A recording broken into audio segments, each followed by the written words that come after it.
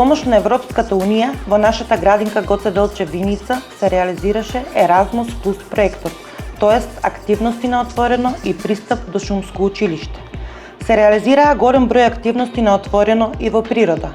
Беа вклучени 5 земји членки на Европската Унија: Естонија како координаторска држава, Словенија, Полска, Турција, Грција и ние. Првиот проект што ни беше финансиран од Европската Унија, односно од Кралството Холандија, беше еднакви образовни можности за децата роми.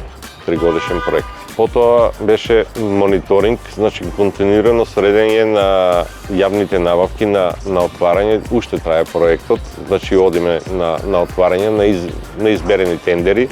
Општина Виница и Основното училиште Гоце Делчев Виница беа крајни корисници на резултатите од проектот за прекугранична образовна мрежа за деца со попреченост СИНЕТ.